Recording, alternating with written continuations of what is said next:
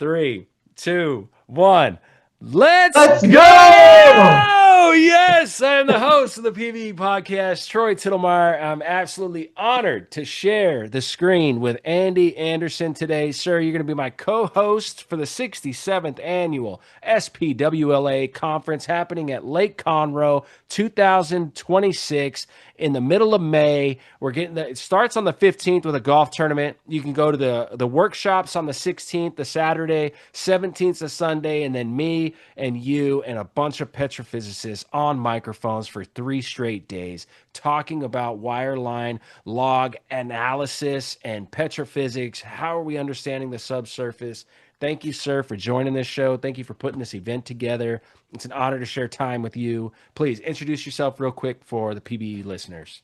You bet. Thank you very much. I appreciate you taking the time with me, Troy. My name is Andy Anderson, and thank you very much for having me on. Great. And you're a petrophysicist with ConocoPhillips. And what is your role with the SPWLA? Oh, sorry, I should have started out with that as part of the introduction as well. Yeah. So in this particular instance, I happen to be the exhibition chair for the 67th annual symposium. I also happen to have another role where I am the regional director for the NA2 region of the SPWLA. So that happens to be the director over some of the North America locations that are typically outside of the greater Houston area. Which is where my original connection came from as part of the San Joaquin Well Logging Society, as I used to be the chapter president there. Wow. Yeah, we got into that, man. Thank you for sharing your story for this podcast as we kind of do this pre-show.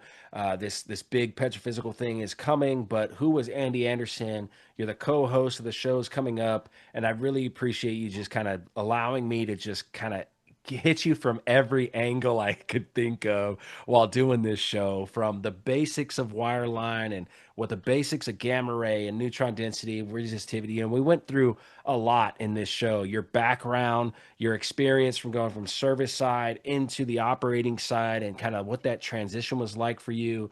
Yeah, the show was absolutely awesome, and I can't wait for the conference. This is going to be really cool.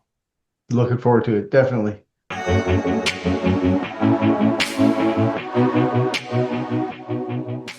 So we're talking about the SPWLA's 67th annual convention happening in Lake Conroe. Fortunate enough to start a podcast and kind of have a presence out there for people behind energy. Started out as Permian Basin Experience, but anyway, podcasting about geology, breakthroughs in technology or ideas. And then you reached out and said, man, you kind of have this vision that maybe we could work together on this convention coming up. Let's start there a little bit, and then I want to get into your background. Yeah, yeah, you bet. Exactly. So that was exactly it. So the concept was, bringing SPWLA and petrophysics to a broader audience and using all of the available platforms that we can. And so, really, we've noticed that LinkedIn and email distribution have been the recent history. And we've tried to get into other social media platforms, trying to hit a lot of the up and coming petrophysicists in the universities who are going to be joining the industry, who are out there using other social media platforms and hearing small clips and seeing small bites or sound bites, um, Yeah. from other sources. And really, I thought a podcast might be a great way to try to share everything that the SPWA annual symposium is to a broader audience. And that's what led to reaching out. I love that. I love the idea there because it does the podcasting, especially at these conventions. You get so much feedback as you get comfortable with one person and they realize, oh my gosh, that wasn't bad at all. I did this podcast with the PBE guys, really comfortable. It was engaging, and they experience it, and then they go, you need to talk to Andy Anderson. You got to have Andy on your show. And then that's kind of how the show evolves. And from the very beginning, it just naturally evolved with this guy did it. He was comfortable. He realized it. And then he kind of vets us to the next guy. He's comfortable. And so that's how it works. And so when you go to a convention, you got people that understand, a lot more than anybody else, especially in the petrophysical world, which is like a subset of geology for oil and gas, right? Petrophysicists, geophysicists, petrologists, you get these like specialized, compartmentalized profession within the broader scope of geology. And when you talk with an Andy Anderson, especially someone that's your experience and your level of detail, when you go to these conventions, you see like, oh man, that's like a living legend over there. There's George Asquith or someone else, and you get it so much more than the broader audience does, right? And then so when we get to do a podcast at that convention, and you're telling me here's his background and here's what, and you know more about him, the show just pulls so like it just pulls so much good stuff out of that conversation because you are a specialist. Doctors hang out with doctors, petrophysicists hang out with petrophysicists, and we'll never know the level of contribution and success that this person had without having Andy on the show with us. So you as a co-host at this event is huge. Like that's Well, gonna bring it all to life for us.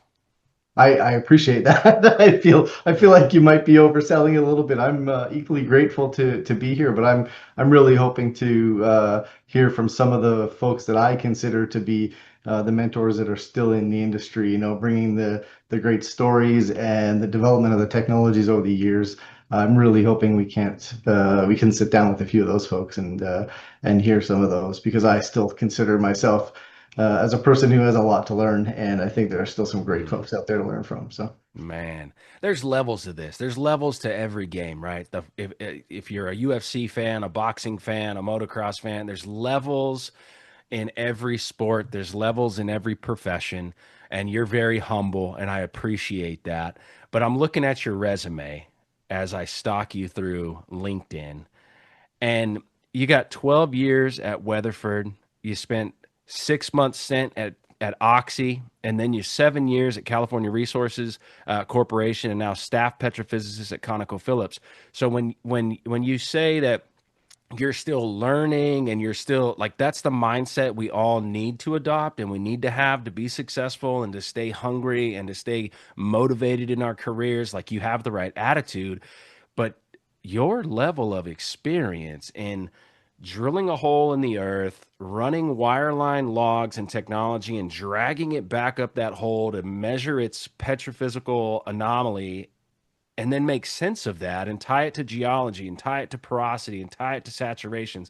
That is really, really specific, and not a lot of people have that experience. You've been able to be a petrophysicist for a long time. There's just a small group of folks around the world that have that experience.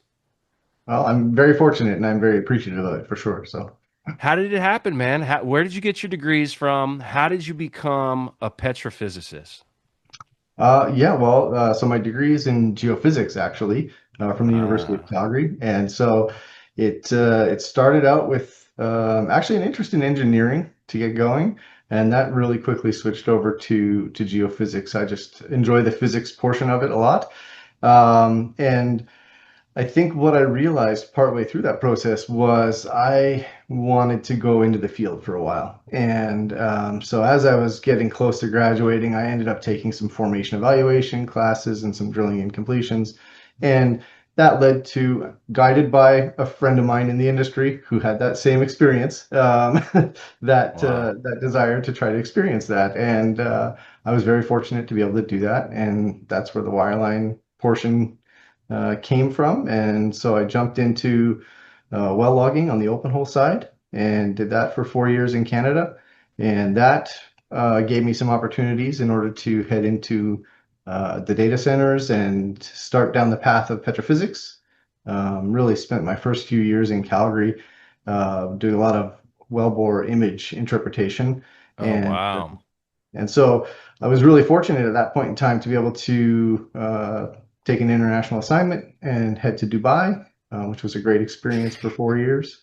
And at that point in time, it was the right time to make a switch to an operator, and that's when the position with Oxy came up. And of course, I had somebody that I had worked with at Weatherford who ended up guiding me over to that position. That was right before the spinoff, and the Oxy's California assets became California Resources Corporation, which is where I ended up staying for 10 years. Ah, And so that was a fantastic experience. Of course, the geology of California is fantastic, so are the rocks. oh So you man, can do a lot of work oh, there. So, amazing. so yeah, California. I'm originally from there, born there, and got my degree out of Thousand Oaks. Right, got my undergrad there, and then moved to Midland.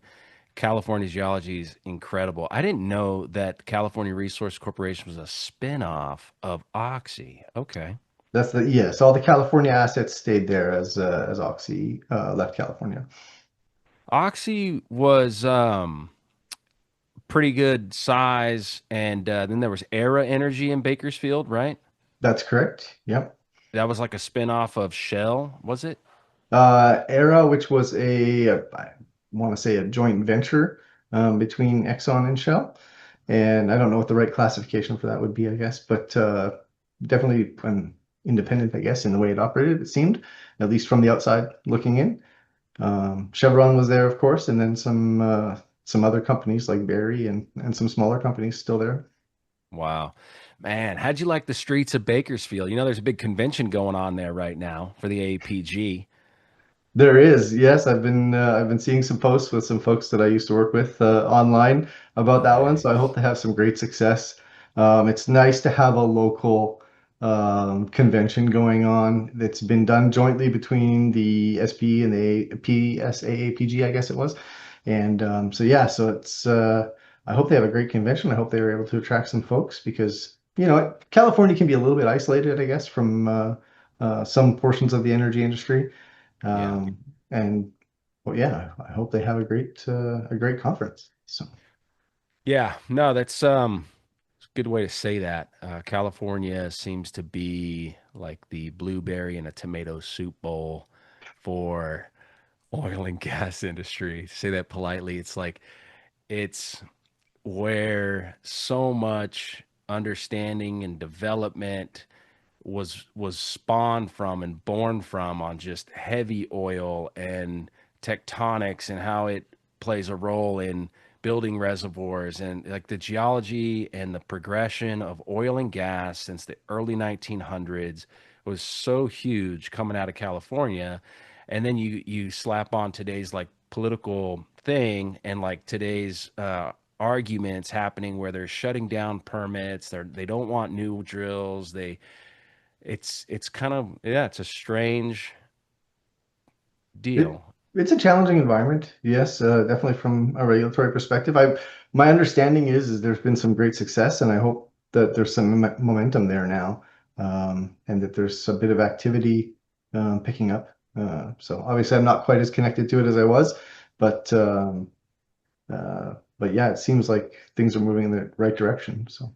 I did a podcast. It's kind of random, but I think you'd appreciate it. I did a podcast. Unfortunately, the recording until like the last 5 minutes of the show did not come through. But this guy is well into his 80s, and he was born in Huntington Beach, grew up, running around oil derricks, like the boom. Like he was born in like, right, the late 30s or, right? Mhm. Very old petroleum engineer. And he said the longest continuous oil saturated zone exists in Huntington Beach. It was a well that was drilled to like 19,000 feet. And he said it just was heavy oil almost the entire log. And that's what his comment was to me. And I'd love to get him back on a show to get more details on that. Maybe one day I will. Um, but so I guess that's a good transition into better understanding exactly what you do and trying to help me understand it, but also help the people listening to this show and getting ready to understand what's coming from the SPWLA's 67th annual convention. Mhm. What is wireline? What is, yeah, petrophysics from your perspective? How do you explain that to somebody? Yeah, I've been given that one a few times in the past as I've held different positions. One of the things I've always hurdles. If you can't explain your job in just a few minutes, then maybe you need to relook at what you're actually doing. But I think I'm fortunate enough to be doing technical work, and that's typically a little bit easier to explain than perhaps some other roles. But I'm very fortunate to be very closely related to operations and still right there as new data is being collected after a well is drilled or while it's being drilled, of course, nowadays with the number of LWD measurements that there are out there. Right. Right. But either in real time or shortly after when the well is drilled. And then, of course, there's also the analysis that comes with the core data that could be collected, and then tying all of that back together with all the other information, and then throw in some surveillance on the cased hole side of things with Hmm. perhaps reservoir saturation and watching water flood performance, those types of things, and then all the way up to wellbore integrity, which is a big thing right now, especially as you see some of the energy transition happening, and there's a lot of carbon capture work being done. The quality of the wellbores that are there, being sure that we have that isolation that we need for carbon capture and storage. Hmm. Those logs are in there too. So you get to see quite a range, I guess, of data, and I've been fortunate enough to be involved in quite a bit of that. So Hmm. Is there a difference between a petrophysicist and a well log analyst? I don't know that I would want to debate that. I mean, I suppose one in the same from my perspective. And I guess perhaps a well log analyst, if they are truly just focused on well logs and not incorporating any other data, may be strictly limiting to that. But I think Okay. most folks who are well log analysts would consider themselves petrophysicists and vice versa. I think it's a part of the job, I think, is integrating core data, Right. integrating other reservoir data, performance data, production data, in order to make sure that the calculations that we're providing actually make sense and fit with reservoir models or understanding. What's the coolest thing about the history of petrophysics? The coolest thing about the history of petrophysics, wow, I don't know. I mean, I some of those early logs, right? The Schlumberger early logs are some of the most fascinating to me. I had a little bit of a taste of it, through education in my early career, but moving to California, I saw some of those examples that were shown in the textbooks where tools were being developed, in the late 1920s and then all the way through Jeez. the 30s. I always found those to be absolutely fascinating, realizing that obviously that's not the cutting edge of technology, but the fact that those inventions came along and ended up shaping up what is ultimately our industry and our profession to what it is today are fascinating to me. So obviously there's lots of latest and greatest high tech out there, but I still find some of those old logs to be the most fascinating. Wow, that's good. That's good. You've obviously met George Asquith in your lifetime. I have not met George Asquith Is personally. that? Oh, That's wow. correct. Maybe he'll Yeah. be at Lake Conroe. Are you going to be in Lake Conroe? You got to be. Right, I will right. be there, of course. Yes, I will Yeah. definitely be there. Yeah. How the heck are we going to co-host if you're not there, right? What am I thinking? George might show up. He's right there in Texas Tech. He might show up. My experience with petrophysics and well log analyses was going to the Midland College little spinoff where George would come in every maybe once a quarter and teach a couple of classes of here's what happened in old logs, here's what's happening in new logs, here's how you're tying it to cores. That was my experience, and then actually got to work with Calvin Surpass. Does that name ring a bell? It does, yeah. Obviously not met him personally, but the name is familiar. Yeah. So I got to learn what he was doing from that advanced, like, oh, this is NMR, and here's your image logs, and right how you start to work the electronic responses or the petrophysical responses. These well, yeah, it's just like a physics response because this tool is measuring the wall of the drill hole, and some of it penetrates deeper into the actual rocks, and then some of it just barely gets into the first few inches of the rocks. And so you then hopefully get some rotary sidewall cores or maybe some whole core, and you can tie what you actually have first derivative rock in hand to a second derivative like measurement. Am I saying that? Am I accurately I kind of getting Yeah, that? definitely. I agree. I mean, that is the ground truth. Scale is always an issue, of course. How does that measurement in that core sample relate to the vertical resolution of the wireline or LWD measurement that you made, and how well are they correlated by depth, and how well do they represent the volume of rock? Do the laminations that you might see at a sidewall core sample scale to the measurements that you're recording on something that is inches or feet? Yeah. Yeah. No, that's cool. So you started out as an open hole field supervisor for Weatherford. Correct. Yep. What is Not that? an, That's just, yeah, go ahead. I was say not an engineer coming from Calgary, where certifications for engineering and geology and geophysics are quite specific. So I think most folks would be familiar with the term open hole field engineer. But given that I have a geophysics background, yes, open hole field supervisor.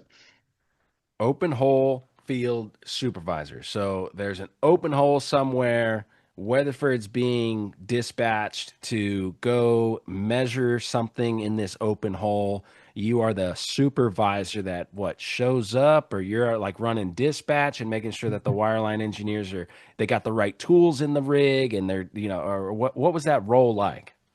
I mean, that was an exciting role. So that was not supervising in the sense of dispatch perspective. That was supervising a small crew, typically one supervisor or engineer with two operators who happen to be running the wireline truck, maintaining the tools, handling the heavy equipment side of it particularly. And then, of course, being in the truck in order to monitor the measurements and make some maybe preliminary interpretations, make sure that the data collected, is top quality and that everything is going to be acquired and delivered as it should be. So when you were an open hole field supervisor, was that what tools were primarily being ran? This is 12 years ago, so you're not doing like NMR, like high res image logs. You're running like triple combos mostly, gamma I ray mean, resist. it was all still there at that point in time, Really? NMR, yeah, NMR tools and image logs, definitely were still there. I think maybe right at the very 12, beginning of my yeah. my career, dip meters versus image logs, depending on the company and the technology. Maybe we're transitioning away from dip meters and into high resolution image logs, but they were definitely there and have been, established several years before me coming into the business. But yeah, I mean, triple combo was the bread and butter. So that was definitely it, and particularly in Medicine Hat, Alberta. So right around the Fascinating. area, of course, a lot of gas wells, and but then we traveled a lot. I mean, part of the job was and the fun of it, I guess, was just how far you would travel. All over the Western Canadian Sedimentary Basin. Wow. Athabasca Sands.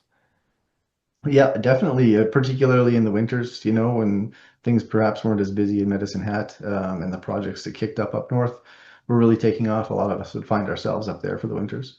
Wow. Subsurface evaluation geoscientist, next position. Yep. Yeah, and so that was when I first came into the office and into Calgary, and I was really focused on processing and interpreting borehole image logs, and so that was a great opportunity. I found the tie directly to geology, being able to do some sedimentary and stratigraphic interpretations, and then working with some geologists on the operator side Mm, to try to work up some of the things that they were delivering and going back through the data to try to better understand it. That was a great experience there. Didn't really get into typical petrophysical analysis in the sense of Archie saturation calculations and whatnot at that point in time. I was pretty heavily focused on borehole images, a little bit on some sonic data, and then towards the end, a wow. little bit into NMR data as well. Um, Gamma ray, sorry to keep, kind of be all over the place. I'm just fascinated with the whole subject, right? I'm really really looking forward to being able to sit down for a few straight days and just try to create as much good thought-provoking content from my perspective, but also really leaning on yours to help us get kind of the meat out of this thing. But a gamma ray tool my Mhm. understanding is there's some like amazing something that's able to record gamma rays coming from the rock into the open hole, and it's like a crystal that's able to see these things. Sure, yes, of course, yeah, definitely. Is The natural radioactivity of the formation is recorded in a crystal or in a tube at times. What kind of crystal is it? Like a perfect piece of quartz or something? What's the crystal? No, and sorry, you caught me off guard. I'll have to go look at the actual the names because there's actually quite a variety, and typically they are not perfect; they're imperfect, and that's part of what allows the gamma rays to travel into them. So into some form of scintillation detector crystals that, yeah, either record just a total, or well, I guess depends on the tool as to whether or not they capture the entire spectrum of energy, or whether they're just measuring the total gamma ray count. But Are you yeah, getting into this idea that you can separate thorium, uranium, potassium, the spectral gamma ray? Is that what you're hinting at? exactly. Yeah, That comment? definitely. Yeah. Okay, so there's a way that you got this thing coming in. It's measuring total gamma ray anomaly coming from that rock. Shales being high gamma rays typically, and a sand or carbonate being lower. And then you have a crystal that can. Is it the crystal, or is it something that can break apart this energy wave coming in that can say this is mostly potassium, thorium, or uranium? How does that work? Yeah, exactly. And so, as you said that, I was thinking sodium iodide crystal, but then they get a little bit more creative, I guess, as far as the actual makeup of them, depending on the tools. But yeah, I mean, the whole point of that is that you need to be able to measure some sort of an energy level, I guess, in order to get the spectrum. So it's not just a single count, coming from that actual gamma ray. It's actually that reaction and being able to measure on a spectrum what that energy level is, that's coming into the detector. So being able to strip that out and be able to, dissect it, be able to pull out each of those components and then make some interpretations on the formation based on that data. Gosh, dude, that is so cool. You're just like you living in it. You saying it means just so many different rabbit holes to my brain, like, but you saying it makes it sound very interesting, very straightforward. But man, that's incredible stuff. So you have gamma ray, then you have neutron density, which is the idea is that it's bombarding the formation with neutrons, and that if there's hydrogen in the rock's porosity, permeability, the hydrogen will absorb the neutrons and it won't come back to the tool as fast. So it's like this hydrogen absorption measurement. On the neutron side, definitely, exactly. It's basically the hydrogen index that you're looking at, and really it is exactly as you mentioned. Hydrogen happens to be great at capturing neutrons, or decreasing that energy. And so what it is as that neutron slows down, gets to the point where it can be read by the tool. We're measuring the neutrons that come back, and exactly as you mentioned, there are things that could create either greater or less neutrons to make it back to the tool, depending on what the formation and the fluid happen to be made up of. And we'll get a neutron Wow. ratio, I guess, out of two different detectors, a near and a far, and be able to come up with a correlation to porosity based on that ratio. Jeez. I mean, again, you say it and it's like, okay, I'm following, but then I'm like, the details in that, a neutron being fired off by some nuclear source decaying tool thing that they lower with like gloves and like a pole. They don't even want to get close to this thing. They lower that in the hole. It's firing off neutrons. And then you have a hydrogen, but you have H2O, that's the brine component, if you will. And you have H2C, the oil component. You have gas that's hydrogen loaded. These forms of these very complex hydrocarbon clustering is you got water, brine, gas, oil, and the neutrons reacting with that. Let's get out of that rabbit hole for a second. The density part of this, the neutron density tool. How does Mhm. how is that calculated because of the neutron response, or what's the density measurement? So separate tool, separate source, separate detectors, and I mean works on a similar, I guess, concept in the sense that you're putting in a chemical source in a typical tool, and then it is going out there, it's having reactions with the formation and the formation fluids. And in this particular case, it's actually gamma rays that are coming back off of that you're going to be measuring with the detectors on the neutrons, again, or on the, sorry, on the density tool, again, with typically a near and a far detector in order to make some compensations for the borehole effects, and then come up with a correlation to what is electron density, I guess, to formation bulk density. Wow. Wow. The Schlumberger brothers were running gamma ray, or were they running resistivity? What was their I mean, claim?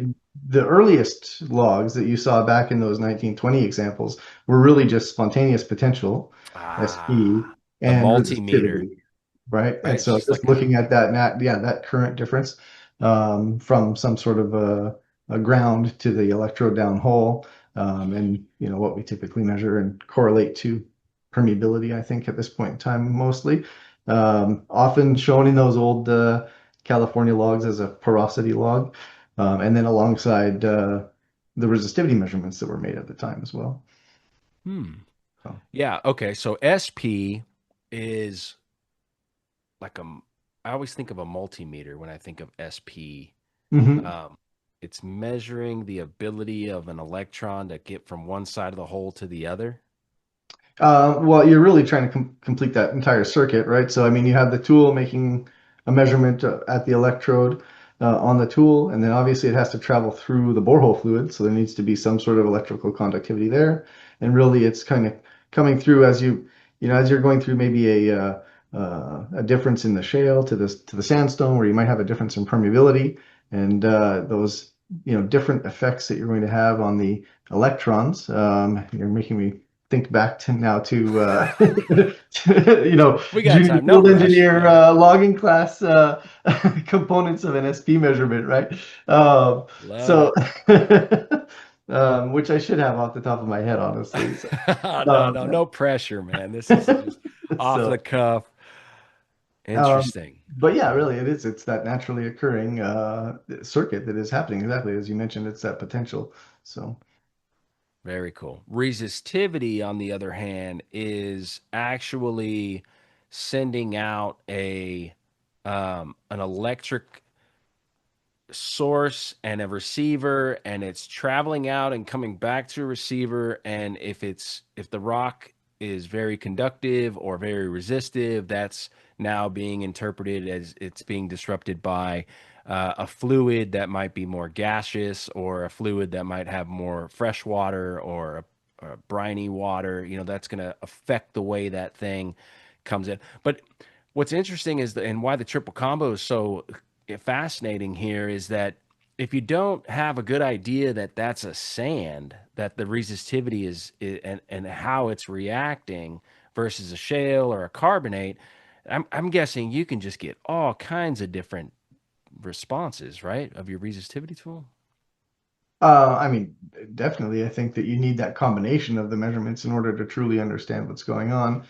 Yeah. I mean, that was one of the issues with some of those old logs that we had seen, right? When there was an SP and a resistivity only, there were things that would, affect the permeability of the formation, and also the different types of fluids that would be in the formation or the borehole that would affect the SP signal, where you were trying to determine whether or not you had some permeability or didn't, which would be one component of the interpretation, and then tying that with Oh, the resistivity measurements at different depths of investigation, where you might see some effects of the borehole fluid invasion, of course, trying to get out to the actual virgin formation in your deeper measurements, which could be affected by the things like you said, the fluid content of the formation itself, or perhaps the porosity, the lack of fluid, and therefore the increased resistivity that you would see.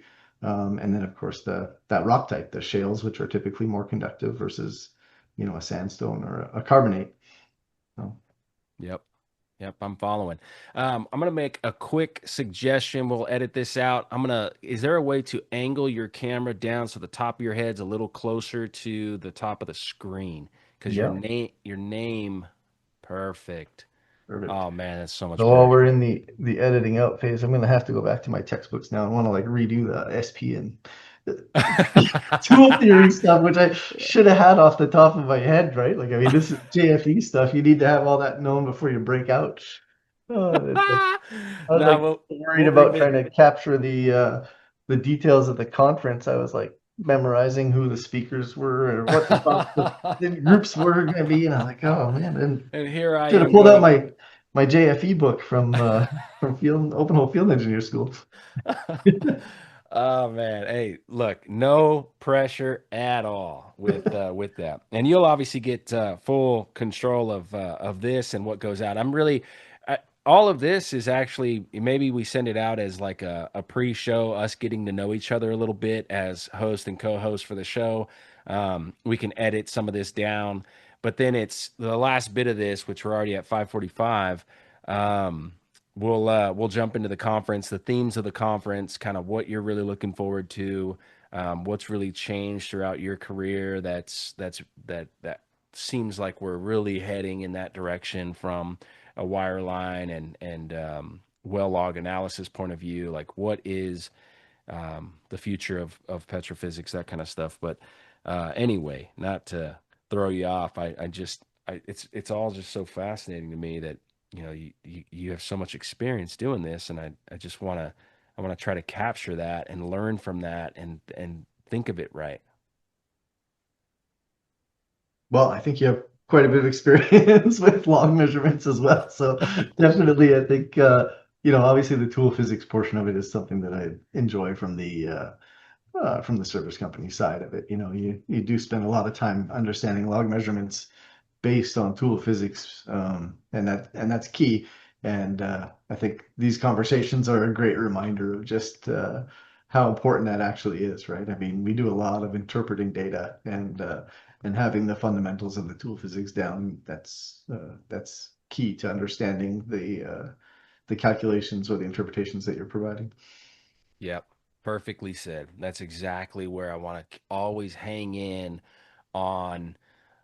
Um, Yeah, if you have a really good understanding of fundamentally what the tool is measuring and what it's not, then you'll have a better chance of interpreting what's actually there and what's not. But then you have the actual processing of the data, which I just noticed. So you go from subsurface evaluation geoscientist to an applications advisor, and then your last bit of Dubai experience shows interpretation and processing service manager, and that's kind of like a Q. To me, that's like QCing and making sure that the fundamentals are recording what they're supposed to be recording so that your interpretation can be better grounded to some truth. Is that accurate? Definitely. Yeah. I mean, at that point in time, I was largely transitioning out of doing the technical work. I was still trying to keep my fingers in it, but as I moved into the supervisor or management position, yeah, there were a lot of folks who were working on different forms of data, open hole, cased hole, different tools. And yeah, as that data is coming in, part of those steps is the processing, particularly as you get to the more advanced tools that do require um, a fair amount of input from the processor or the interpreter. And then obviously making those interpretations, being able to back those up based on the measurements that were made and understanding why the tools read the way that they did as part of the input to the interpretation. So that was a great experience. I worked with folks from, oh, I think it was 10 different countries at that point in time that were in the Gee. region, and a whole bunch of different formations. It was Oh my great gosh. ranges and experience. It was a lot of fun. It was a great experience. So Wow. And in Dubai, you were doing, was that a lot of work in Gawar and that hydrothermal dolomite thing? not directly for myself, actually. Really, it was a landing or not even a landing. Was it it was a jumping off point really for the Eastern Hemisphere for the position that I was in. So we were seeing a lot of growth on the Eastern Hemisphere at that point in time, and so having come from Canada, and then where also the US had some pretty sizable data centers, moving into the East where they weren't as big or they're just being established, trying to work on sharing some of the knowledge and then helping to develop actually get the folks in place in order to build those centers, was largely what I was doing, and trying to share the knowledge with the specific tools that I had spent a lot of time on over there. Well, let's take a quick break from the show. I want to give you an opportunity to think about some people or maybe some sponsors of the event coming up, the 67th annual convention in Lake Conroe for the SPWLA. Who are some of the key players from your perspective that are really making this event special? And I just want to give a quick break and talk about this convention. Yeah, sure. That sounds great. Go for it. All right. Well, I guess the big thing is if you look at both the technical content and then the exhibition floor, really the technical content that you're seeing is made up of really a nice cross section of the industry. So you have a very strong presence from the major service companies, right? So you see some large sponsorship and large representation on the exhibition floor from SLB, from Halliburton, and from Baker Hughes. You also see quite a wide variety of others out there. Some definitely some smaller companies that you perhaps haven't worked with directly who are providing some cutting edge work. So it's nice to Wow. see the range in scale out there. On the technical program, papers, and presentation side of things, um, you're seeing a large number of presentations coming from the service company side, but what you're really noticing is uh, co-authors coming from both the service company side, the operator side, and then even from the academic side. And so Mm, you're seeing an integration. And I yeah. think the breakdown is probably, I don't know, it's probably somewhere in the range of, 50 to 60% on the service company side, and then maybe 30% on the operator side, and then maybe in that 10 to 20% on the Wow. academic side. So it's a really nice distribution. And I think what you're seeing is a lot of collaboration between those based on the names and the titles that you're seeing Wow. in the technical program. So. That's awesome. Who are the best, in your opinion, right now? What are the best, or who are the best universities that actually have some pretty strong petrophysics, in their departments? Oh, wow. I mean, I probably am not even familiar with the international spread on that, Yeah. because there's great work being done in South America and in the Middle East that I just have not had Uh, as much exposure to lately. Obviously, I see a wow. lot of things coming out of Texas. UT Austin is, of course, one that you see that name repeatedly on a lot of the presentations um, and in some of the papers as well. You also see some professors from there who are out there presenting. So, of course, that name's a big one, Houston. But then you're also seeing some folks from Oklahoma represented as well. So Nice. Oklahoma City out there from OU. And then there, of course, are going to be some great presentations on Sunday where we have the International Student Presentation Competition. And Really? so An what happened, international student competition's happening on Sunday. that's correct. Yep.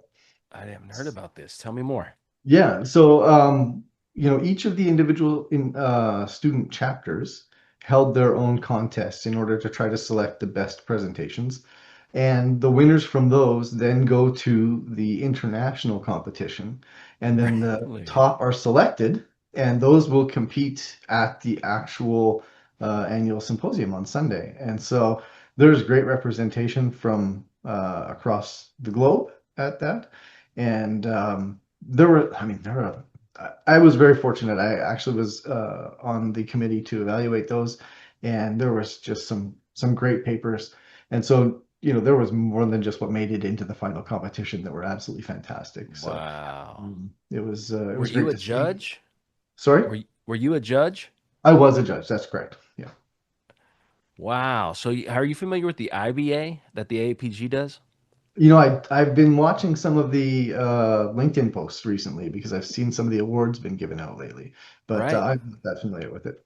The Imperial Barrel Award has kind of it's the classic approach that you have kind of basin history, basin, right? The thermal maturity idea.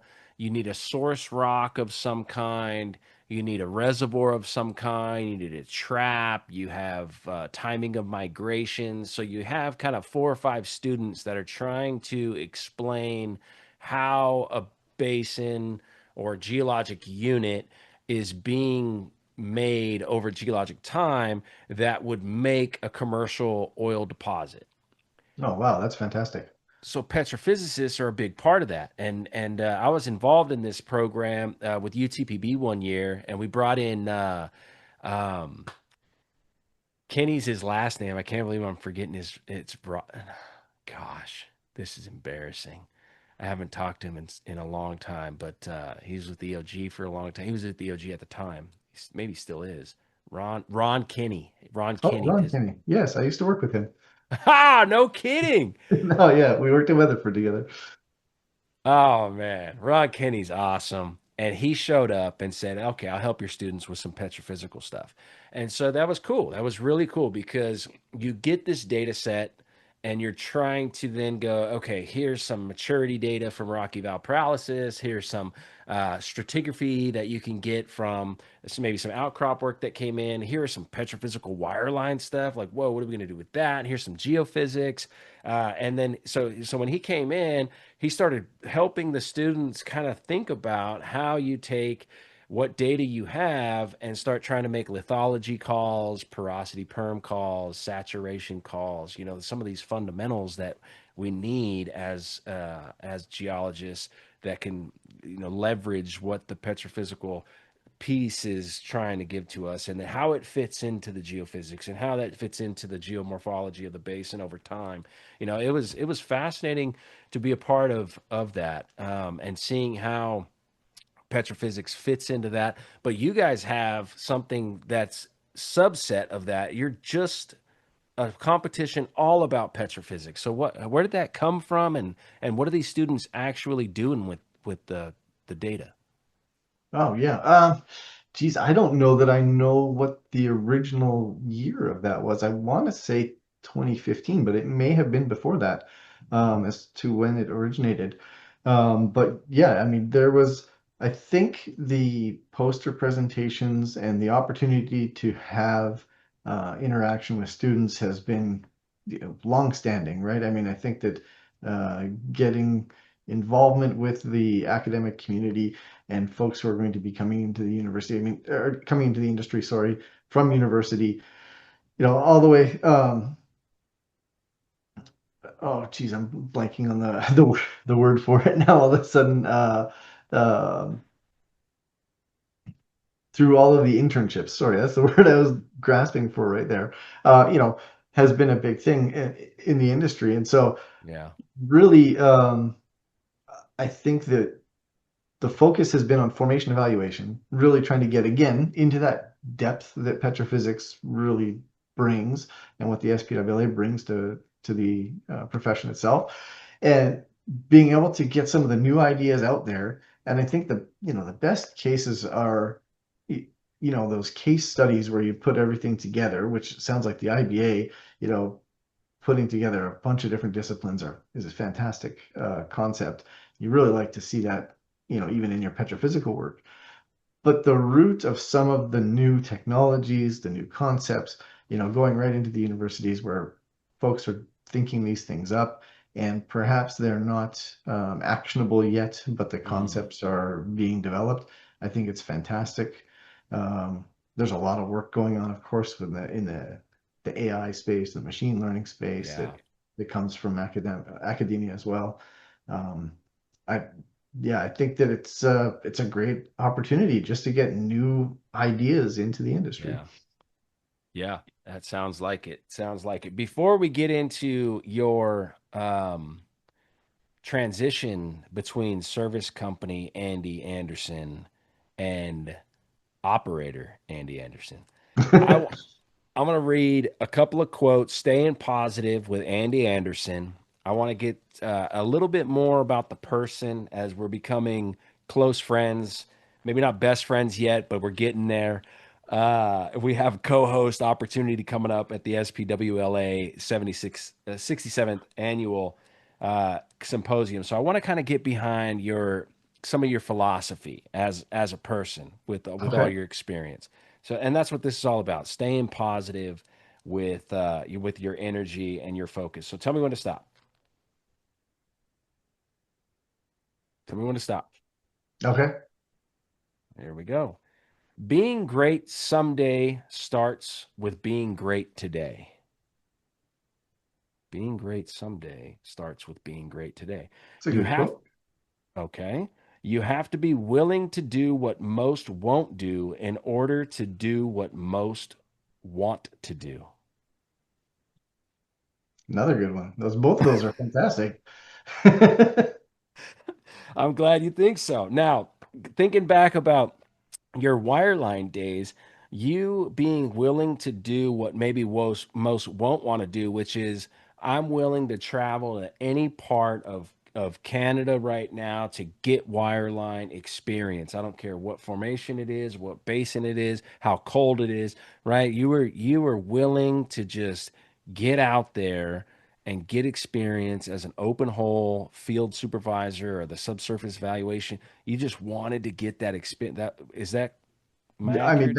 that's exactly it. I mean, I really uh I do find that I'm a fairly practical person and I really wanted to experience it firsthand, right? I mean, I wanted to get involved. I wanted to see the world. I mean, which I'm very thankful that I've had the opportunity to do it. I started with, yes, Western Canada, and it was a great opportunity. Yes, it comes with its challenges. Obviously, the Oh, sleepless nights and the shifts and some, some very long hitches out in the field. I mean, yes, but that's the trade-off, right? I mean, it's the experience. wow. Yeah, I can't imagine like the wire line, like it's not working, it's just going, it's not coming back. Like, it's going too fast. I can't slow it down, or it broke off, the tool Well, snapped. hopefully that's not the case. I think I've been very grateful. I came into the industry when technology was moving at a pretty good pace, and I heard some stories from the folks that I was trained by about the amount of work they would have to do on the tool fixing and the electronic side of things, where engineering degrees were really a must. I mean, I think Yeah. I was part of a group of geoscientists who came in where tool reliability was high enough that you could spend more time interpreting the data, or at Wow. least looking at it, somewhat in real time. You weren't, at least not in Wow. my case, I wasn't doing, in the field interpretations the same as the Sure.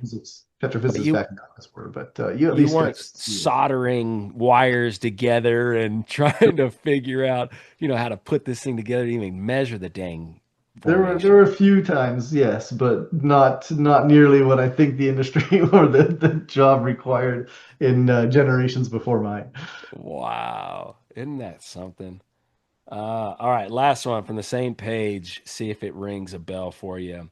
When someone criticizes you, remember this: I'm not here on earth for someone else to define me. I'm here for God to refine me into what He wants me to be instead of what someone else says I am. Hmm, Interesting. right? Yeah, I wasn't sure where that was going, but that's where it went.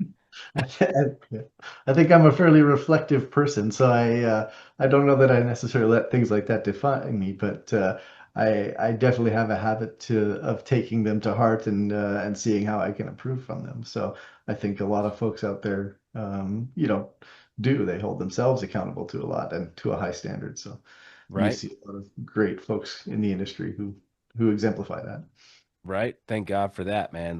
Yeah, leaders that, exactly right. Like, okay, the situation is what it is. We are where we are. We're here today. And I have the personality that's not going to let us just kind of throw our hands up and say, nope, I wasn't trained to do this. I wasn't paid to do this. I wasn't thinking that this was going to be part of the job today. So someone else figured it out. Like, no, there are some amazing, amazing people, and sometimes, in most cases, it's a single person that just comes through and figures it out and doesn't accept it as defeat. They just figure it out and boom, you're on to the next level. I totally agree. Yeah. I think we're very fortunate. Our industry has developed a very large number, I think, of those folks, or at least attracted them, perhaps. I'm not sure which one came first, but we definitely seem to have a greater percentage than perhaps some of the other industries out there. Wow, man, I love that. I love that. I think it's true. I think meeting more and more people on like the drilling side of things. My father-in-law is a long-time driller. Amazing, amazing personality. Amazing, just perseverance and all that stuff. Just they they didn't have any other choice, and they just stepped up and made it happen and made it work, and they did it. I think that's yeah, it's just a testament to humans across the board. I think we all can be a little bit of that, but some of us can be a lot of bit of that at the right time when it's needed. And it's awesome, man. It's inspiring. Definitely. Okay, so switching from service side of things, last little bit on your experience from service side, Weatherford, that was like the juggernaut of things back in the day, at least from my perspective. I got in industry around 2014. Weatherford had a huge presence in Midland, Texas, and then all of a sudden it was like, nope, they're getting rid of that and they're selling out, and now it's like only in Canada, Weatherford. Is that true? Um, I I don't know about that. I mean, I think they still have a presence internationally, perhaps Okay. not as large in the United States as it was historically, um, but I think it's still there Okay. internationally. Yeah. Did you see a little bit of writing on the wall and you were thinking, hey, this Weatherford's not really going where I'm hoping it was going, and kind of where my position as, personally, I want to get on the operating side. How did this transition happen? No, I mean, I was quite fortunate actually. I mean, things were still quite active when I was with Weatherford, and we had gone through our ups and downs, of course, as every one of us has become accustomed to. But no, I was in the midst of doing some great work, and there was growth at the time. It really was the opportunity to delve deeper into the data, I guess, working Mm, with multidisciplinary teams. You know, when you're with a service company, or at least with, I shouldn't say all, it's not a blanket statement, but you know, you do have a tendency to see a lot of data from a lot of different places, yeah. and which is a really cool experience in and of itself. But not always do you get to see what became of that data, or you know what the history, or what Ah, becomes of that formation or that reservoir. And it really was, you know, I was contacted by a person that I had worked with there and had gone to the operator, and who had reached out. And I mean, the opportunity sounded fantastic, you know, to be able to work wow. with geologists and reservoir engineers and Such a focus high on, level too. you know, a field, or you know, a smaller number of fields, and really dig in. Gee, And that was a big change in my career, and I'm very thankful for it. It was a great learning opportunity, and it continues to be to this day. wow, man. That is cool. I love the way you kind of explain that, because that's what makes sense to me. Like you get 13 years or 12 years experience looking at anything that someone with a telephone and some money going, hey, I'm in the middle of nowhere trying to drill a well, get some logs. What can you do for me, Weatherford? And you're like, we can do all these things. And you got all these random people. You have all the super majors calling you. You have this huge just Rolodex all around the world trying to get your services and get some information about the reservoir and how they're making decisions on where they're going to get this commercial hydrocarbon from. So you're just all over the map. You're learning really good stuff, but you're a service company going all over the map, servicing anytime, anywhere. And then the transition from that to an operator is you get now the opportunity to come into one area and just work that area to the nines, just go all in and learn how the petrophysicists can help all the other disciplines, petroleum engineering. Landmen are calling you about, I need a gamma ray to satisfy the regulatory guys. They're asking for a log on this well, and you're having to handle that. Like, you're learning all kinds of other things being in an operator, but also just this is all it's about. Figure out this sandstone, figure out this unconventional shale, figure out this carbonate, and you're getting to take all that data. I love that. That to me makes really, really good sense on what the difference is between service company experience and operating experience. I mean, that was my experience. I don't want to take away from folks. I know that there are groups within service companies who, and I think this has developed over the years as more and more of the analysis was developed within the service companies themselves. Now you have groups, dedicated to doing that who, where perhaps an operator's too small to have that entire suite of Ah, specialists on staff, they now can provide that to someone as well, right? So wow. I mean, there are opportunities to that for that, and I think those have developed over the years. But in my Makes sense. particular case, it was great to follow a mentor, of course, and then to be able to do that in a very specific area. So yeah, I don't want to say that. Obviously, I think that there are some great groups within the service company side who Oh yeah. delve into the data and do a lot of that detailed analysis where they get to incorporate data from different disciplines. But yeah, my It makes choice sense. to do that with an operator. It makes sense. It's still a very different perspective. Whether if you're doing it from a service company side, you're doing this for a client, you're trying to make sense of it, but at the end of the day, you're just a service provider for that project. Where as an operator, the ownership, the this has to work because this is right for the. That's a little bit different. The ownership is Motivator maybe. Yeah, ownership's yeah, different. Yep. yeah. Cool, man. So California Resources for 10 years, spun off from Oxy, work in petrophysics. What's your claim to fame during that time? Is that like what they call it, Bell Ridge or something is out there? What's Coverage is there. I get to work quite a few different assets. So I think one of the more interesting and challenging projects that I was able to work was Kettleman. Kettleman? So yeah, Kettleman North Dome was uh, Whoa, whoa, a whoa. great project. So North Dome. What's up with this dome? Is big anticline? definitely big anticline, yes. So historically prolific, yeah, field, and I was fortunate enough to be able to work on it. Where was the reservoir? What depth?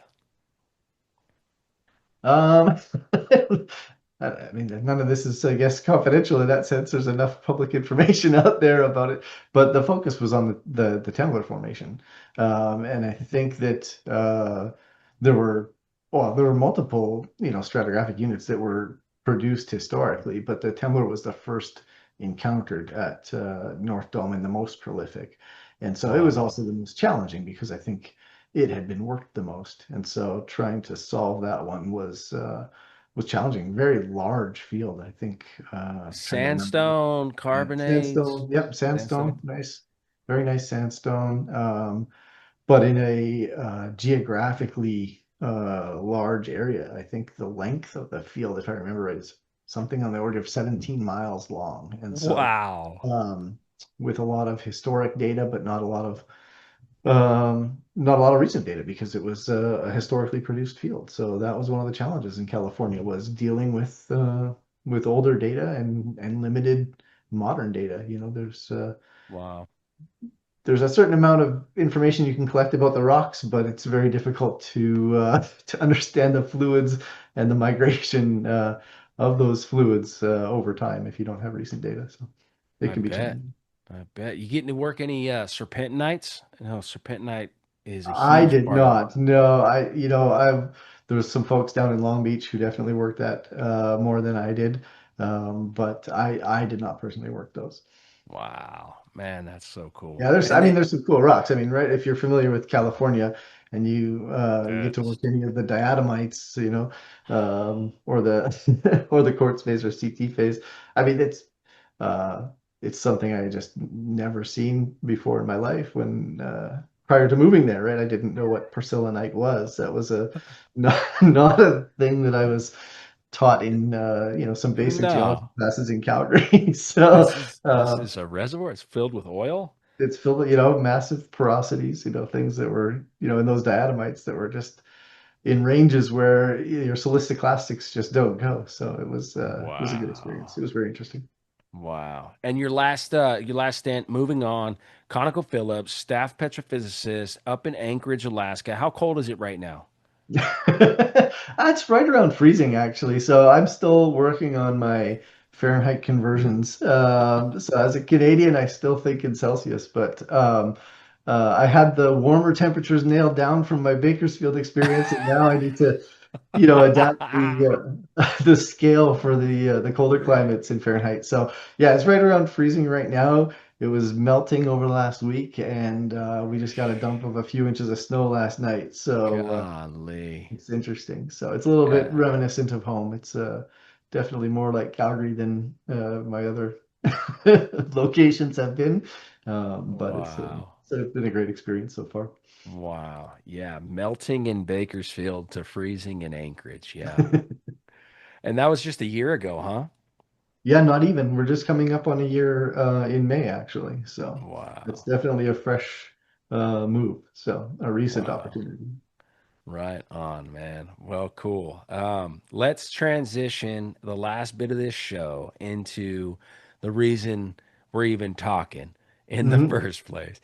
The 67th annual convention, the SPWLA, happening at Lake Conroe in May. And we are now working on finalizing and making the media hub of the event with the PBE podcast. We want Hmm. to create as many podcasts as possible with petrophysicists, young, old, living legends, the leaders in this space, and working with you, get to co-host with you a lot of these shows. Maybe not all the shows, but we're certainly targeting a 3 day conference. It's more than that. It's a 5 day, right? It starts on like a Saturday, goes till Wednesday. Exactly. I mean, and we've been focused on the exhibition floor and making sure that you and I are out there for the folks who are going to be attending the technical talks and being out on the exhibition floor. But exactly, we start out with a field trip on Saturday, and then a bunch of short courses that run through Saturday and Sunday, and then, as I mentioned, that student competition on Sunday as well. So there's plenty going on throughout the weekend. It's really the exhibition floor and then that technical program that kick up on the Monday through Wednesday. Wow. Okay, and you have some prices here, so extended until April 15th, which is Wednesday. Coming up very quickly. You have SPWLA members at $950. That's for the entire conference. Correct. The after the 15th, it jumps to 1150, and non-members start at 1150 in hopes that you just buy the membership and you get a cheaper rate for the convention. Plus, you become a member of the SPWLA for a whole year, and you benefit from the Andy Andersons of the world that donate their time and attention to new papers, publications, right? New ideas, new presentations, finding new presenters and poster presentation, right? That's the benefit of being an SPWLA member. Definitely, all of it. I mean, the technical content that comes from the speakers that we see broadcast now, it has become a distinguished speaker series that is, typically monthly, but of those, top speakers that are selected for the year to be able to present virtually, on a regular basis now to get that content out there. There are special interest groups for those who happen to really enjoy, very specific portions of the discipline itself that are out there, and they have their own smaller conferences that go on as well. Yeah. So there's lots to jump into there. Of course, there's the Petrophysics Journal. There's SPWLA Today. So there's lots of publications out there. Wow. There's a great number of opportunities, in order to learn and, as you mentioned, to be able to meet other folks. Well, you guys started out with a golf tournament. How am I just finding out about this golf tournament? I'm sorry, I should have said that right off the bat. Actually, completely forgot about that because I'm not personally attending that one this year. Oh Um, man, are you a that's golfer? You like swinging the sticks? I play hockey, so I should be a better Ah. golfer than I am. Uh, but I enjoy golfing. I'm not good at it. That's good. Well, that makes you good at it. You enjoy it. That makes you good. You're not like Sergio Garcia snapping his, the head of his club, are you? You haven't done that, No, have you? no, Okay, good. no, I'm a fairly mild mannered person, I think, That when it guy, comes to that. man. You think McElroy's going to take the Masters today? You feel good Oh my about goodness. Oh my goodness. I hope so. I think it might be done. Let's pull that up Is just it for a done quick already? a quick break. Masters leaderboard. Bop bop bop. He pulled it off. You Won it did. by one. Wow, Scheffler came back. Wow. That's He tried. fantastic. He went not in -4 on the last round. Man, McElroy pulled it off. What a beast. How cool is that? Okay. Sorry, got the golf tournament. Got my No, that's fine. I'm glad. I mean, the excitement is fantastic. So, yeah, I mean, good timing for that as a plug. I'm sorry, I didn't even think to that should have been my starting point. So, Comes with a happy hour, of course. The awards, raffle prizes is always the probably the most fun about being at the golf tournament. You first of all you get to play, you get to meet new people that are in your space, thinking about the same challenges, having different experiences, sharing in those over a whole day of golfing, and then you get the awards, right? You get to eat together, you get to just enjoy that kind of company all day long. So single player starting at 8 a.m. and then a team of four, 8 a.m. to 3 p.m. Very cool. Saturday, May 16th, field trip number one, exploring clay, mineral formation, and transport. Field trip guides being Jeremy Bader, Dr. Felipe Alberto Guerrero, at 8 to 4. That one's interesting. Where are they going to go? Look at that. Look at that thing. What in the world? Wow, look at this information here. So they're going Carrizo Formation, outcrop along Colorado River, Bastrop, near Bastrop, the Wilcox and Claiborne. Huh. Very cool, that looks fantastic, actually. So, right? I will be attending that one myself. Really? You're going to do the clay mineral formation stuff? Yes, I'm going to do that one, definitely. Clays are tricky. Clays mess up the wireline stuff, doesn't it? I spent a lot of time working on clays, definitely. So, yeah. What's your? You got a 5 min model, or where you at now? No, no, no. It is, it's just, yeah, it's a challenge in the log measurements, resolution and clay type and dispersion. That's how So it's distributed through the formation. something that is intriguing to me, and correct me if I'm wrong, clay mineralogy could be the different types of clays could get you in more a reduced setting or a more oxidized setting based on the mineralogy of the clays you're seeing in this formation. So some clays are more oxidized clays and some clays are more reduced clays. Is that true?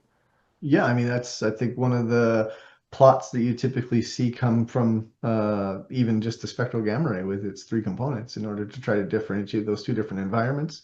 I've personally not spent a ton of time working or delving into that too much. It's been much more about what the effects on the reservoir are, what the distribution of those clays are, what Mm, their effects are electrically, and then on the pore space itself. So. wow. Uh, it's Yeah, uh, I it's would think challenging. you'd want a reduced environment for better oil generation and oil, free oil, hydrocarbon. You don't want oxidized, right? It's going to eat away at the oil. It's going to make heavier things. You don't want the oxidized stuff. You want to find yourself in the reduced environment. Right, right. Workshop number one, Petrophysics in the Energy Transition. The presenter is someone at a SLB. I don't want to just like totally mess up names. So Baker Hughes, Shell, Geoactive, and SLB coming together. I mean, listen to that. You got Shell, amazing super major operator. Geoactive, I have not heard of, but I'm going to obviously research after this to figure out who Franz is. I'm looking forward to maybe meeting them. Hmm. Baker Hughes and SLB. I mean, Yep. juggernauts on the service side, super major coming together, talk about petrophysics and energy transition. Yep. What's your Well, take on the? if Yeah. you're not familiar with the geoactive name, right, that is also Mm-mm. the name that is associated with interactive petrophysics, the software. IP. Yes. Okay. Okay. So they're talking about aims at the oil and gas petrophysics with awareness and energy transition petrophysics. The workshop will cover various aspects such as geomechanics, geological, okay, carbon storage, and geothermal exploration. Right on. Okay, that's And I really don't know that that's necessarily the portion of geoactive that is being represented there, but yeah, be cool to see what that is, right? Be a part of that and see how they use IP amongst the energy transition and petrophysics workshop. Workshop number one, petrophysics energy transition only. Okay, so that yeah, sorry, and they are duplicated in there, and I don't know the background. Oh, I think that is when you select just the course, but not the actual conference itself. I'd have to go click ah those just to make sure, but you'll yeah. notice each of those names is duplicated. So I Yeah. believe that's the opportunity to attend those by themselves. Yep, that makes total sense. Look, I can get there for the workshop on Saturday, but I'm not spending the amount of money to go all three convention days, and two, I can't be there for all three convention days, but I want to go to this workshop for that one day. You guys offer that as an option. Correct. Right on. Okay, so workshop two, introduction to borehole image log data analysis. Man, I'm surprised you're not one of the presenters on this with your background, huh? There are folks with much more experience than my years for sure. So, but that Eh, looks like it's going to be a fantastic course for those who are. I mean, it's obviously something I still find passion about. Despite the fact that we're collecting many different forms of data, every time there's an image log that comes through, I enjoy looking at it. So, for Yeah, those who are not familiar with it, I think this will be a great introduction. that's cool. Yeah, borehole image is a tool that has a ton of resistivity receptors around it, oriented. Or yeah, or acoustic. Well, or it can be done acoustically as well. Oh So wow. yeah, well, actually, and I think obviously in the LWD space, you're also seeing that with density tools and gamma ray tools. But at the ultra high resolution, obviously, it's the resistivity and the acoustic tools that you're really seeing that come through with. But Wow. Wow. Acoustic tools, sonic, right? right. Sonic. That's that's the idea that there is a device downhole that can send out a sound wave at a specific frequency into formation and see how fast it comes back, In the case of the imaging tools themselves, or the sonic tool. or the actual just a regular sonic tool. So where Hmm. you actually will refract the signal along the formation, then have that return back to the formation, and then measure the speed of this sound through that formation and fluids, or the effects of that fluids. Oh, it's Um, about refraction. It's not reflection. It's refraction. Correct. Correct. Yes, I think in the case of the imaging tool, right, you're looking at what the amplitude of that reflection is going to be in order to get a picture, pseudo Oh, image of oh the borehole wall. wow. But in Wow. the case of a typical, 2 foot sonic tool, a typical borehole compressional, where you're going to, have that critical angle of incidence and then have that acoustic signal travel along that interface and then return back to the formation and then or return back to the tool, sorry, and then determine what the speed of sound was through that formation in order to make some interpretations on porosity or How the heck does a dipole sonic work then? Because it's doing oh, compression and shear. It's measuring the way the sound wave is moving and reflecting and coming back to the tool, but it's measuring it both the compression and the shear. shear, exactly, yep. So I mean, obviously the compressional is omnidirectional, so you're not looking at the different directions like you would of the shear tools, which can give you the fast and the slow, or orthogonal measurements. But yes, you're Wow. looking at different ways in which you are moving the particles, and so you're coming to the compressional wave, getting that signal coming back through from one transmitter to the receivers, or you're going to use a dipole, or in the case of a LWD tool, a quadrupole, in order to create that flexural wave, which is an approximation to um, that shear, and get that signal back to be able to measure both the P and the S portions of it.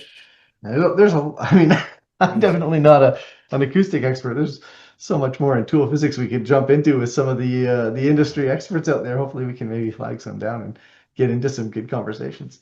That's exactly what I'm going to do. That's what we're going to do. We're going to put together an amazing group of high level technical, but have the ability to engage and break it down for my dumb brain to like follow enough to understand how this relates to formation type or the porosity, and maybe if it's filled with oil versus gas versus water. And then something I recently learned about with SLB, they have somehow the ability to send out from their sonic tool the wave, and it'll go up to like 50 meters out from the hole, and it'll start mapping maybe natural fractures, and it'll start doing Some this of those far boundaries that field. you might be seeing reflections off of and being able to get some, extremely deep imaging. Yeah, that's fantastic tool That's a technology there and great for, things like steering or identifying those boundaries. That's amazing. Amazing. I was fascinating with that. Okay. Workshop 3, formation testing revolution, building on the basics to shape what's next. Hmm. QA/QC, interpretation pressure test, samples downhole fluid analysis. Right on. Practical workflows, building on this foundation, expands discussion in advanced applications. And that's a Okay. great example right there. And I think the borehole image one had the same uh, organizer or same point with an organizer listed at the top, where there happens to be a borehole imaging special interest group. But here we have the formation testing special interest group, or SIG, which is the host of this one as well. And formation testing is more about the idea of like putting like a little mini frac on it and then seeing how the formation pushes back with pressure or fluids. And it's right. Yeah, whether you're, yeah, exactly, looking at repeat formation tests, in a wellbore where you're just going to draw down and then let the formation build back up to be able to get an estimation of what the actual formation pressure is itself, or like you mentioned, some of the more advanced work that's going on right now where you're actually, checking with the frac gradient, giving indications of how strong the rock is by doing sort of a mini frac or pumping into the formation and breaking it down. Yeah. I do not know Workshop. what depth that's getting into, but that looks like an interesting present or interesting workshop as well. Right, right. We're gonna have to get some our ear to the ground and figure out who's actually putting these on so we can maybe convince them into doing a show and expanding on some of that, answering some of our questions, right? Yeah, we can certainly reach out. There's an entire group of folks who have been putting together the technical um, components of this symposium, and we could definitely reach out and get some additional information and see if we can't connect with some of the individuals. I think I will make a quick plug here, though, is that, of course, with most of these workshops, there is a fair amount of work that goes into organizing them and then Oh actually yeah. bringing them together. So there are some minimum registration requirements for each of them. I don't remember what those are off the top of my head, but if you see Yeah. something along the way that piques your interest, the way to make sure that it happens is to make sure you get registered for it. Yeah, I'm wondering. Okay, so now it's got this one's interesting.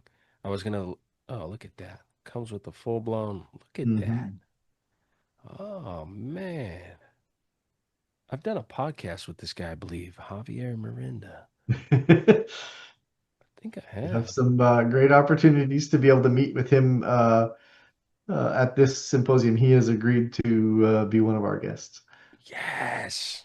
Love it.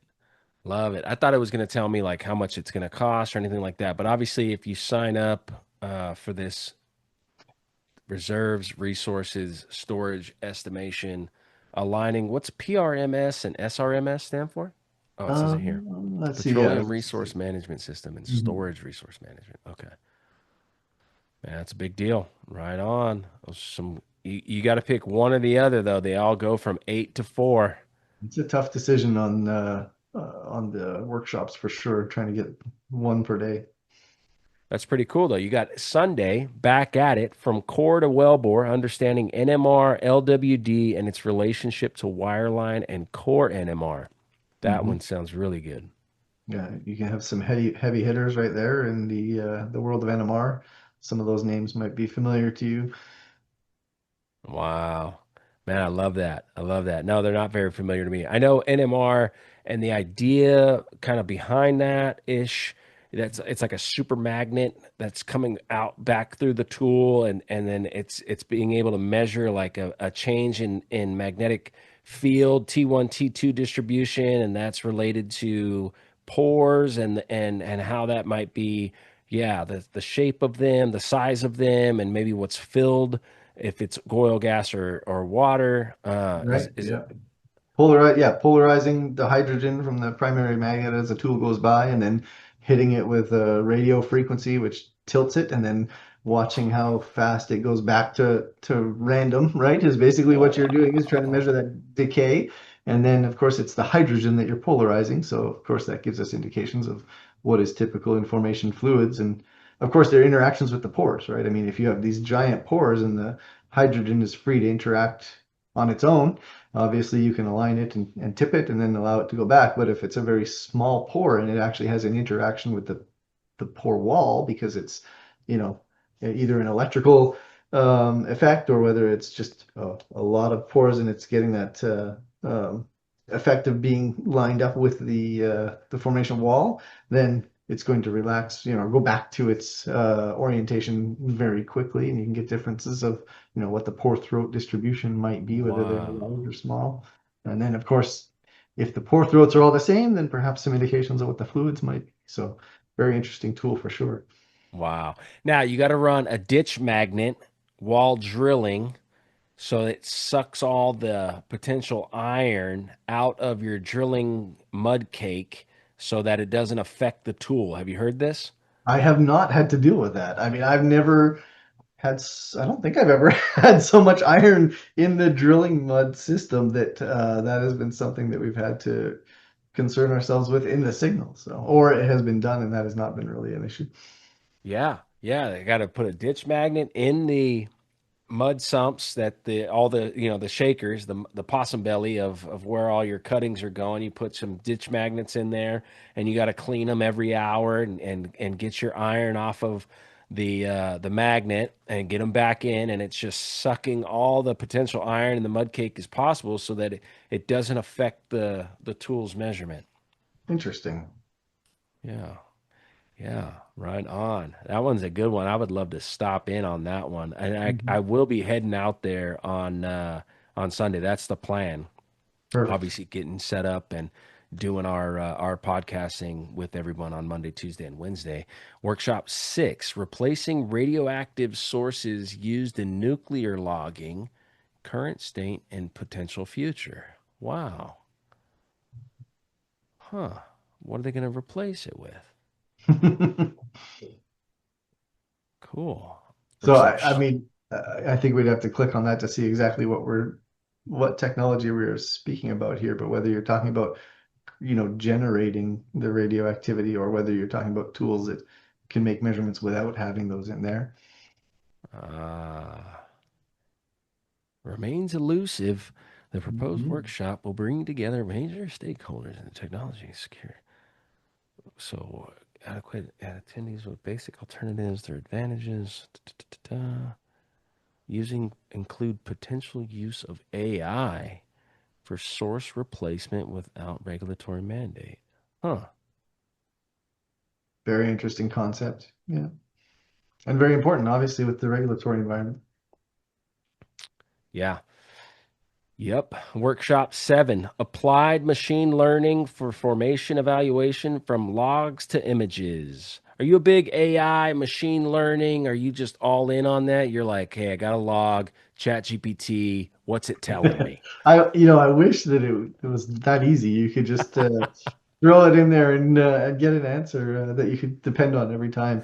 I mean, I will say that there have been some big changes, and I think if you look at the technical program, you'll notice that there's a large focus on that. Really on AI, on machine learning, and with AI and machine learning becoming practical, not just something that will happen, but how we Yeah. are currently using it. I mean, in many cases, you're seeing consolidation through the industry where trying to, I don't want to say achieve more with less, but trying to increase efficiency, right, has become a big part of our jobs. Mm, And I think that being able to use AI and machine learning in order to help improve that is fantastic. I'll give a small plug here for um, a student symposium that we're going to be hosting in October. Will be completely virtual. And so it'll be for the student chapters, but then also some independents. And the theme for that one really is AI, and the concept being, we're not looking to replace necessarily decisions or the yeah, critical technical work that folks do with AI or machine learning, but to be able to use it as a tool. And I think if you look at the topics that are listed in the technical program, you see the same sort of things. It's not necessarily being sold as replacement, but it's being sold as an enhancement or for sure. an improvement. Yeah. Yeah, if you don't realize that at this point, you're either naive or you're just totally inexperienced. It Yep. is not a replacement. It is a total assistant to people who actually have the very detailed, very like the building blocks of the whole concept itself. Those people can ask this AI machine learning the right questions to start kind of helping to better understand what we're all going to evolve into. It is not replacing our thoughts and creativity. It just can't. It's not there yet. Maybe one day, but it's not today. Mhm. That's my take on it. I don't know if you I agree. agree. All right. All right. Workshop 8, last one, Sunday, 8 a.m. to 4:30. A lot of organizer on this. Lead organization out of ADNOC and consultants, Core Lab, ONGC, BP, more consultants, the uncertainty and petrophysics. I first read that saying uncertainty in petrophysics because, right, some people would Mhm. say there could be, but this is uncertainty and petrophysics. So it's more of a broader approach to uncertainty as a whole and how the petrophysics might be involved in or around the uncertainty. I mean, I think the reality is that there is uncertainty. There is uncertainty in the measurements. There's uncertainty in the parameters that we use in our analysis, and understanding that uncertainty and trying to reduce it, um, obviously is a big part of it as well. So this looks like a Yeah. fantastic uh, workshop. Agreed. Very relevant. Totally agreed. There's Russell, Rick, Felipe. Look at him. He's a runner. Harold. Right on. Some high level guys talking about the reality of that, right? That, yeah, Mhm. there's a level of uncertainty in everything we do. How do you calculate that? How do you bring that into helping you interpret more accurately what we are modeling the subsurface and how it fits into this whole thing, which is just an approximation of reality, right? There's truth in these things, but there's hardnesses of truth. There's soft truths and really really hard truths, and that's like a confidence thing, and it's Mhm. just the philosophy around uncertainty is what I would probably be most interested in going to that workshop and just kind of really listening to how these people with way more experience than I do, what's their philosophy attacking uncertainty in the data and the modeling and right in Mhm. How petrophysics how is do you quantify it, and how do you, yes, exactly. How do you represent that? How does that propagate through your model? right. Yeah. Yeah. Okay. So going into the next 3 days is the convention itself, right? The technical talks, the posters, and I sent you this document taking the huge abstract that's available online. That's probably worth every minute reading before you go to bed or as you go to bed for several nights in a row, which is typically how it works for me. I could get like a quarter of it, and then I'm like, nah, I'm ready to go to bed. There's a Uh, lot of information on there, definitely. So you Big can read time. each of the individual abstracts if you so choose ahead of time. So, well, please walk us through your take on the themes over these 3 days, and what we're going to be seeing, what we're going to be learning about at the 67th annual, which my son would say 6'7", 6'7", I can tell 67. there's a difference in the age of our kids. Yeah. I don't have to deal with that one. Oh Um, man, you're so lucky. Yeah, So, yeah, I think, well, I mean, you have a great summary that you had already put together, and I had gone through that one myself. There are recurring themes, whether regardless of which category you might happen to find specific talk in, because some of them can cross over from one, topic to another. yeah, But you'll see some recurring themes, and obviously that sort of digital AI, automation, machine learning, it's prevalent. I think you're seeing it in, oof, I don't know, percentage wise, I don't know, but it's probably a good 25 to or so percentage of the talks that are listed in the technical program. So, it's a big part of what we're doing right now. So yeah. it's represented that way. So I think you'll see that. You'll see a lot of representation still on the measurement side of things, right? Advanced measurements and formation evaluation. You're going to see also some of the operations side of things, and really the application side of things too. That's Mm. another big part of it. So you see that in the formation and reservoir characterization side of things. You'll see that both in core, you'll see it in log, you'll see it in tying all of that together, right? I mean, there are definitely some examples of that in the technical program itself. And then you still do see some energy transition presentations or talks that are going to be given in there as well. It's maybe, I think, in the order of the 10 to 15% maybe range, I think, overall of the general program. But yeah, it's a nice cross section. Man, I like that. I like the way you put that. That's true. A lot in the automation side, artificial intelligence, machine learning, being an assistant to what we're doing. It's already a kind of a niche part of the industry. I remember being first brought in petrophysicists. We had one at the small PE company we had who was tied to some more people.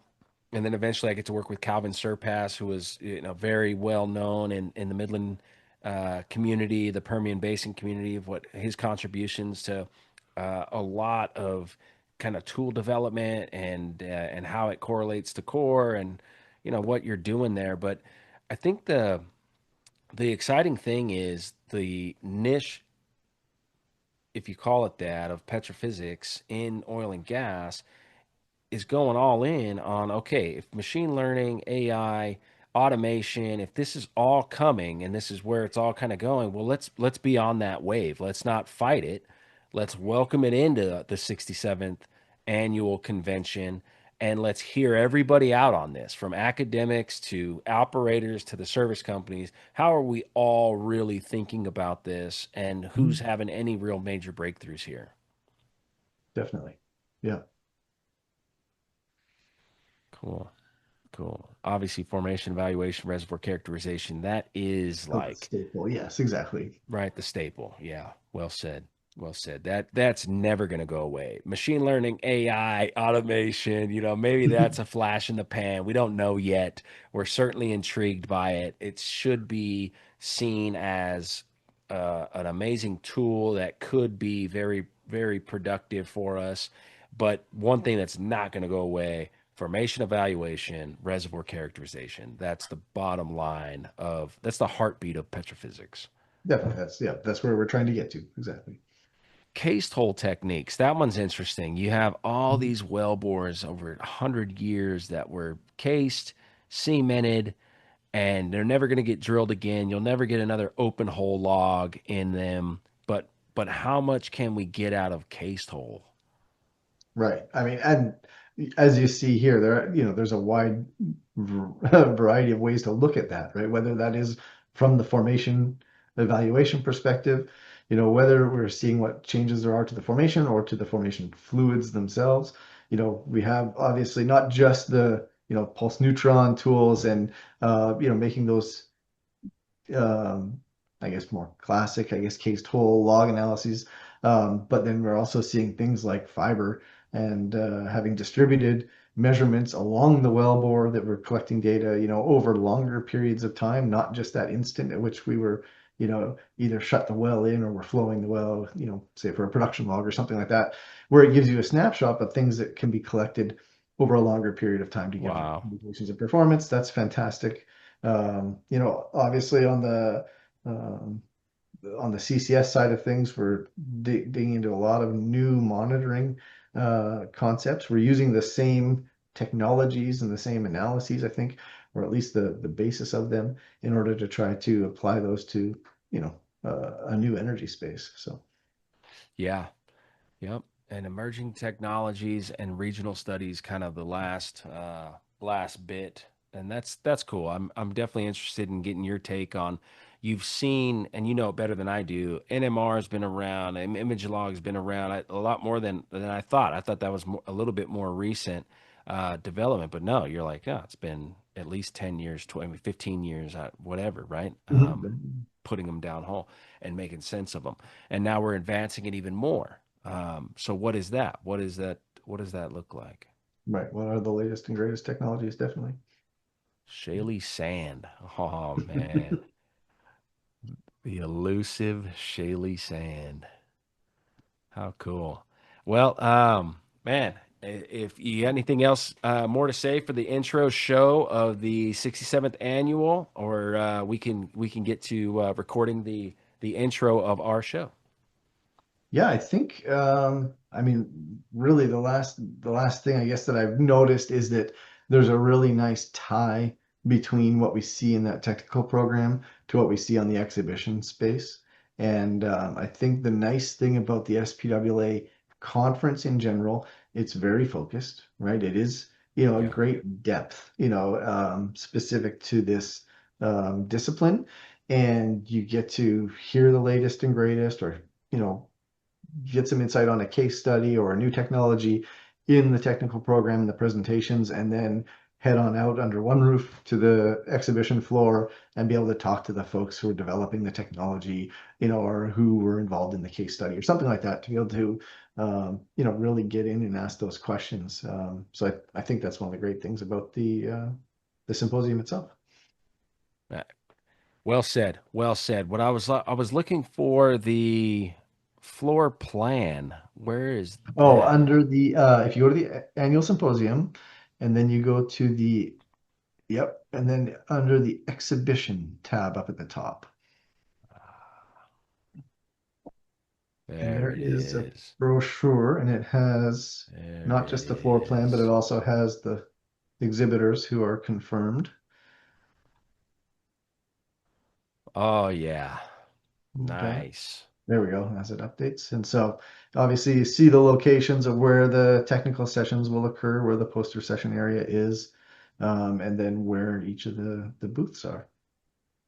Oh, cool. So is there going to be two talks going on at the same time in some cases? Yes. Yeah. Oh, wow. Poster session, gotta love that. That's going to be great to get some of those folks on. Intertech, yeah, core. I mean, there's great stuff. Geoactive is IP. Is that what you were saying earlier? That's correct. Yep. I mean, I'm sure there's more to it now that I say that, but that is where the name is familiar from. Geomark, Halliburton, Geolog.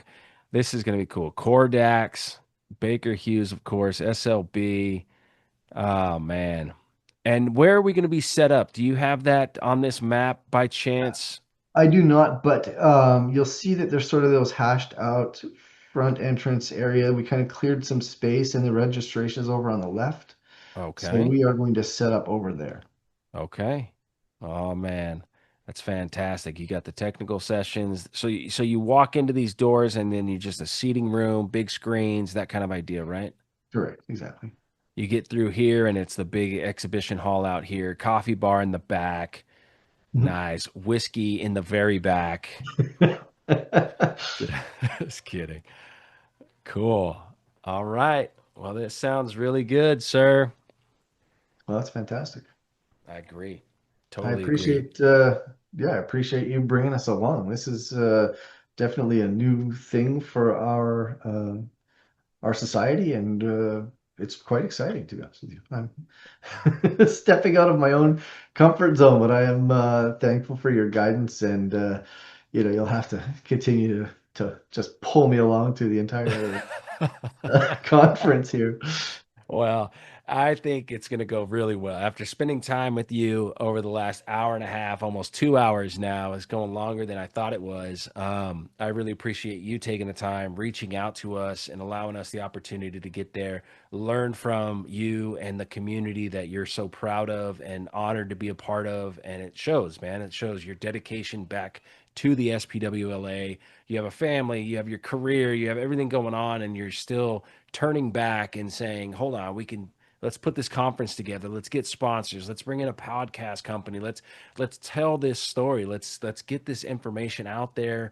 Let's talk about it. So you being a part of that and just stepping right in, saying, yeah, I'll co-host, and then I asked, can we be the official media hub of the event? You've reached out, you made that happen. So it is mutual as far as respect from a technical level, and as a person, I really appreciate what you do for the organization and for our industry. I really do appreciate it. No, thank you very much. The feeling is mutual, definitely.